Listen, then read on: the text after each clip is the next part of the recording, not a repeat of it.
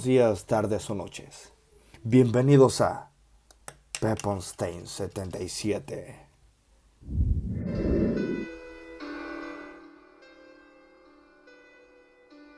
No se sabe a ciencia cierta cuándo los seres humanos empezaron a usar un tablero para comunicarse supuestamente con los muertos. Pero lo cierto es que no tenía tan mala fama hasta que llegó cierta película. El tablero de la Ouija es el máximo símbolo de la cultura espiritista, pues a través de él, supuestamente, podemos llegar a contactar con personas fallecidas o, en última instancia, con el mismísimo demonio. Esta es la descripción más escueta de este tenebroso juego, que la mayoría del común de los mortales conoce por las ficciones de Hollywood y las series de televisión. Sobre todo, desde que William Friedkin la popularizara tanto con su inmortal e inolvidable Exorcista en 1973. Dicha película, su protagonista, una niña de 12 años, comienza a experimentar fenómenos paranormales en su casa y hasta en su propio cuerpo, después de realizar una sesión de espiritismo con una Ouija. Aunque la cinta es de los años 70, la Ouija es un instrumento que proviene de una sólida tradición espiritista, cuyo fin último viene a ser contactar de cualquier modo con las entidades que dejaron el mundo de los vivos. Posiblemente, nunca lleguemos a saber quién fue exactamente el primero que diseñó un tablero pensado con este fin.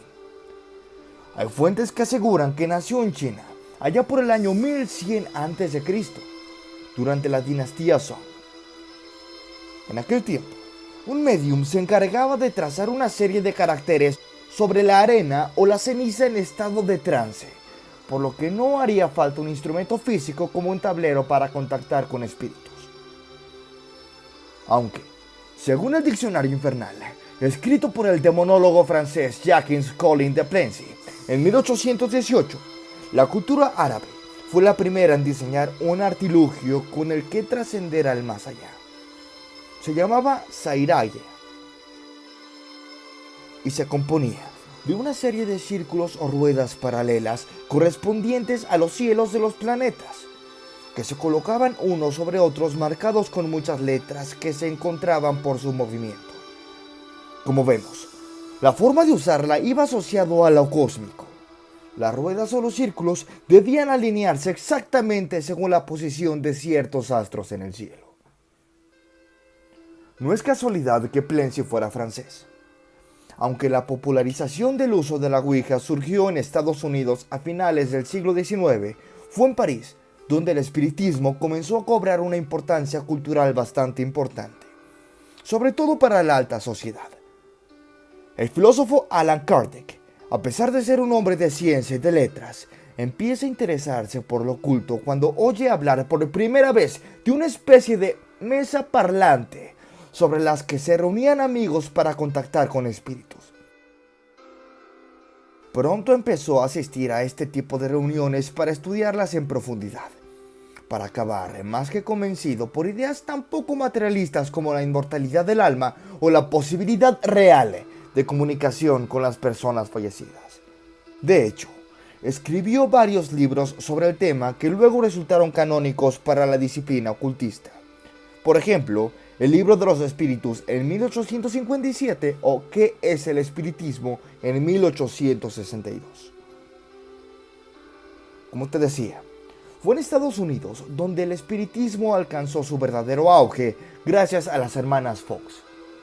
Tres chicas que se hicieron muy famosas por todo el país tras simular un posible caso de encantamiento en su casa de Hillsville, en Nueva York.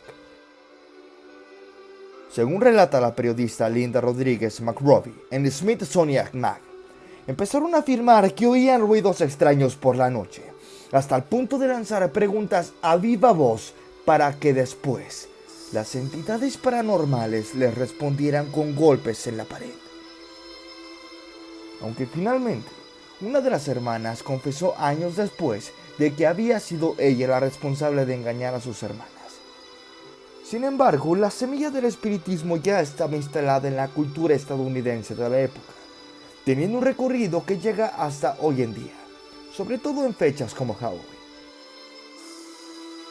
Hay que reparar también en un dato interesante que aporta Rodríguez McRobbie. Por aquella época, la vida no duraba demasiado. Solo muy pocos alcanzaban los 50 años de edad. Y cuando no había una guerra, apareció una enfermedad muy contagiosa que diezmaba a la población, en especial a los niños. Se comenta incluso que Mary Todd Lincoln, la ilustre esposa del famoso presidente histórico de los Estados Unidos, organizó una sesión de espiritismo en la Casa Blanca después de que su hijo de 11 años lamentablemente muriera a causa de una fuerte fiebre en 1862. El espiritismo funcionó para los estadounidenses ya que era compatible con el dogma cristiano, lo que significa que uno podía realizar una sesión de espiritismo el sábado por la noche y no tener reparos en ir a misa al día siguiente, aseguró la periodista. Pocos años después, en 1886, la agencia de prensa Associated Press informa de nuevo un fenómeno espiritista que empezó a ganar fuerza en Ohio. Un tablero que hablaba, formulando respuestas con letras y números.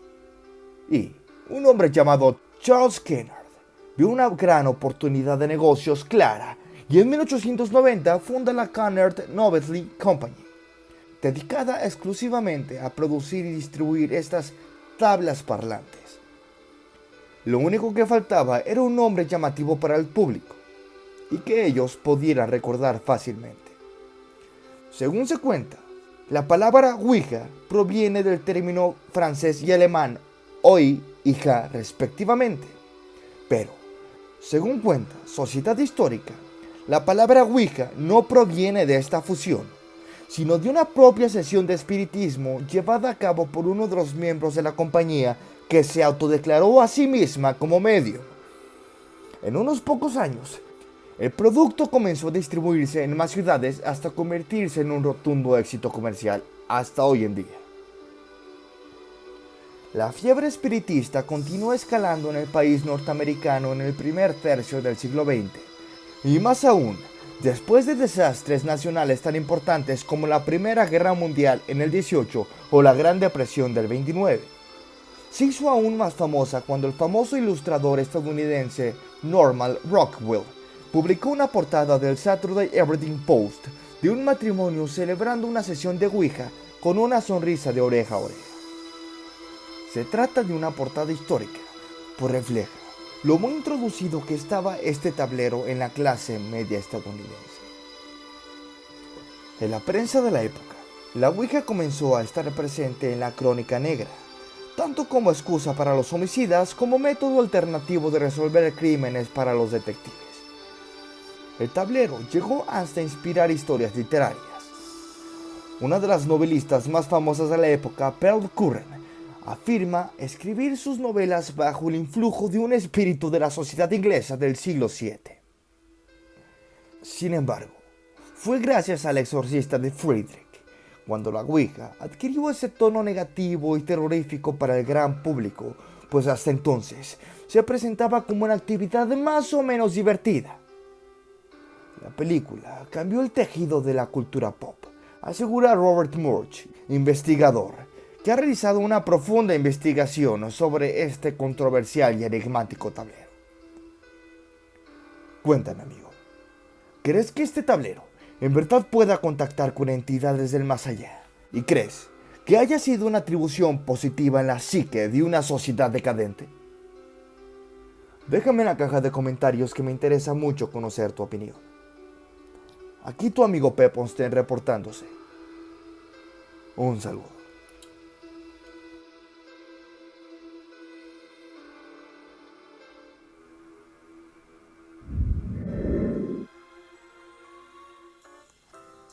Antes de terminar con el video, quiero invitarlos a formar parte de los miembros del canal.